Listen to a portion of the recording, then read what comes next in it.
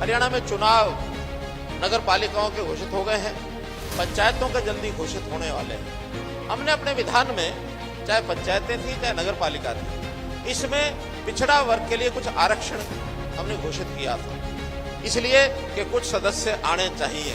ताली बजाए नहीं, अभी मेरी बात समझ रहे पूरी, ताली बाद में बजाना। तो हमने वो घोषणा की थी, लेकिन कोई आदमी कोर्ट में चला गया और कोर्ट से उस आदमी ने कहा कि इस परसेंटेज को तय करने का आधार क्या है, आधार में कोई एक गिनती होनी चाहिए। हमने कहा हमारे प्रदेश में इतने जनरल हैं, इतने बीसीए हैं, इतने बीसीबी हैं, इतने शेड्यूल कास्ट हैं, उनका नहीं, प्रदेश का नहीं चलेगा। जहां चुनाव है, जिस गांव का है या जिस वार्ड का है, जिस जिले का है, जिस जिला समिति का है, जो इकाई चुनाव वाली है, उस इकाई का परसेंटेज क्या है, जब तक ये नहीं होगा तय, तब तक आप बैकवर्ड को अपना ये रिजर्वेशन नहीं दे सकते। इसलिए हमारे सामने दो ही विकल्प थे।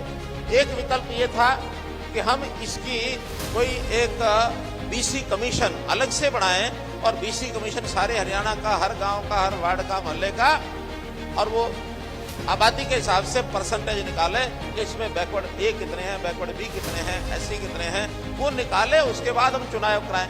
लेकिन आपको पता सरकारी कामों में कितना समय लगता है।